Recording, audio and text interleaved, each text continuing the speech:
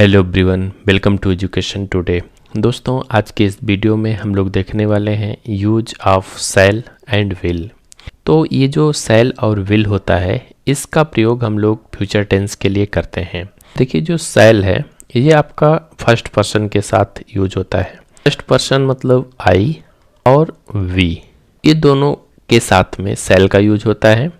और बाकी third person और सेकेंड पर्सन, इन दोनों के साथ में सेकंड पर्सन जैसे यू, थर्ड पर्सन जैसे ही, सी, इट, दे या कोई नाम हो गया, इन सब के साथ विल का प्रयोग किया जाता है।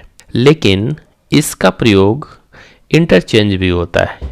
फर्स्ट पर्सन के साथ में विल का भी प्रयोग होता है और सेकंड और थर्ड पर्सन के साथ शैल का भी प्रयोग होता है।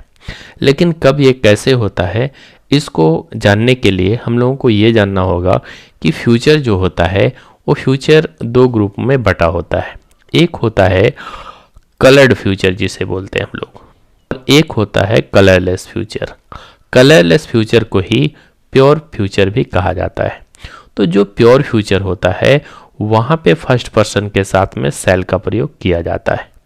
जो कलर्ड फ्यूचर होता है वहाँ पर ये इंटरचेंज हो जाता है। कलर्ड फ्यूचर कब होगा?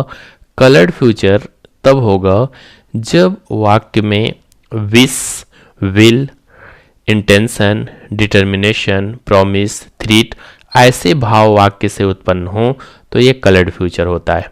यानी सामान्य तरीके से अगर फ्यूचर में कोई कार्य हो रहा है तो उसे हम लोग प्योर फ्यूचर कहते हैं, कलरलेस फ्यूचर कहते हैं। लेकिन यहाँ पर देखिए, सबसे नीचे यहाँ पे देखिए, जैसे विश है, विल है, इंटेंशन है, डिटर्मिनेशन है, प्रॉमिस है, थ्रीट है, ये सारी चीज़ें अगर इसका भाव वाक्य में दिख रहा है तो समझ लीजिए ये क्या है, कलर्ड फ्यूचर हो जाता है। और जब ये कलर्ड फ्यूचर होता है तो वहाँ पर ये चेंज हो जाता है, अर्थात सेकंड पर्सन और थर्ड पर्सन के साथ शैल यूज होने लगता है और फर्स्ट पर्सन के साथ विल यूज होने लगता है। ये इसका नियम है।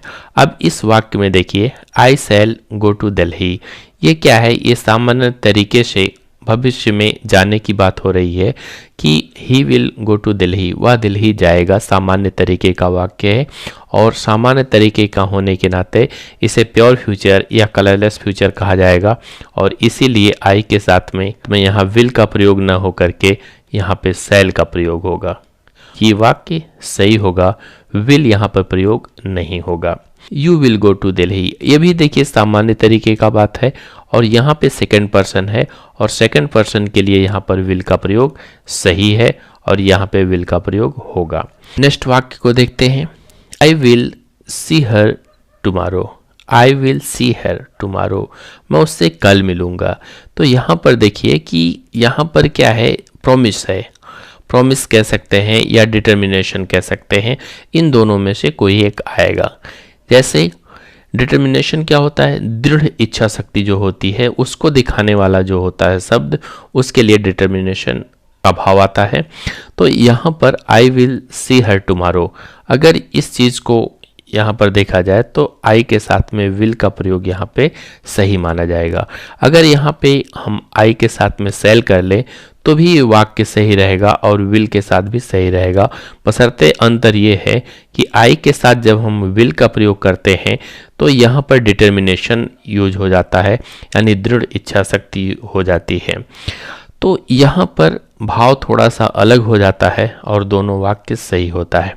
यू शैल पे फाइन, यहाँ पर क्या है? आदेश है। तो आदेश भी आपका क्या है, इसमें आता है, इसमें आपका कमांड भी आ जाता है। कमांड शब्द होता है वो आपका कलर फ्यूचर और कलरलेस फ्यूचर दोनों में यूज होता है। तो इसमें भी क्या है, यू शैल पे ये फाइन, आपको फाइन देना होगा, अदा करना होगा। तो इसमें भी क्या है, यू के साथ में शैल यहाँ पर यूज हो सकता है और यू के साथ में विल भी यहाँ पर आपका यूज हो सकता है। यानी सब मिलाकर के अगर देखा जाए तो विल और शैल इन दोनों का आपस में इंटरचेंज होने के नाते इनका आपस में कोई भी यूज कर सकते हैं। इसका यूज जैसे मान लीजिए इंटरचेंज करके आप किसी के स्थान पे किसी को भी कर लेते हैं तो वाक्य तो सही रहता है, लेकिन ये है कि उस वाक्य के भाव में परिवर्तन आ जाता है। इसमें हम लोगों ने देखा कि जो शैल है और विल है, इसका तो यूज आजकल लगभग शैल को छोड़ ही दिया गया है। शैल का यूज बहुत ही कम हो रहा है, विल का प्रयोग बहुत ज़्यादा हो रहा है, क्योंकि इंटरचेंज होने की वजह से किसी का भी किसी में भी आप उपयोग कर सकते हो, बस केवल भाव का अंतर आता है। तो इस वजह से जो शैल होता है, शैल को लगभग मॉडर्न इंग्लिश में छोड़ ही दिया गया है और इसका प्रयोग बहुत ही कम हो गया है। विल का प्रयोग इस समय बहुत ज़्यादा हो रहा है, चाहे जिस प्रकार का, चाहे जैसा वाक्य हो, चाहे जो पर्सन हो, सबके साथ विल का प्रयोग हो रहा है। मॉडर्न इंग्लिश में ऐसा चल रहा है, लेकिन ये बहुत कन्वर्सेशन में चलता है, बातचीत में चलता है, लेकिन ग्रामेटिकली अगर देखा जाए तो दोनों का महत्व है और दोनों का यूज होना चाहिए। और इन दोनों की यूज के लिए बस वही देखना है कि कलरलेस अगर फ्यूचर की बात चल रही है तो आप फर्स्ट पर्सन के साथ में शैल यूज करिए, सेकंड पर्सन और थर्ड पर्सन के साथ में विल यूज करिए। लेकिन अगर कलर्ड फ्यूचर की बात चल रही है, कलर्ड फ्यूचर में आप इसको इंटरचेंज कर दीजिए, फर्स्ट पर्सन के साथ में तब आपका विल प्रयोग होना चाहिए, सेकंड पर्सन के साथ में और थर्ड पर्सन के साथ में आपका शैल प्रयोग होना चाहिए। ये इसका रूल है और इसी रूल के अकॉर्डिंग आपको देखना है। और ये कलर्ड फ्यूचर और कलरलेस फ्यूचर देखने के लिए आपको ये देखना होगा कि उस वाक्य का जो भाव है वो किस प्रकार का भाव दे रहा है। यदि वो विश का भाव दे रहा है, विल का या इंटेंशन का, डिटर्मिनेशन का, प्रॉमिस का, थ्रीट का, ऐसे भाव अगर उसमें से उत्पन्न हो रहे हैं तो कलर्ड फ्यूचर माने जाएंगे, और ऐसे भाव अगर उत्पन्न नहीं हो रहे हैं तो कलरलेस फ्यूचर माने जाएंगे। तो दोस्तों, ये है यूज ऑफ शैल और विल। उम्मीद है ये वीडियो आप लोगों को पसंद आया होगा। अगर पसंद आया हो तो लाइक करें, कमेंट करें, शेयर करें। Thank you.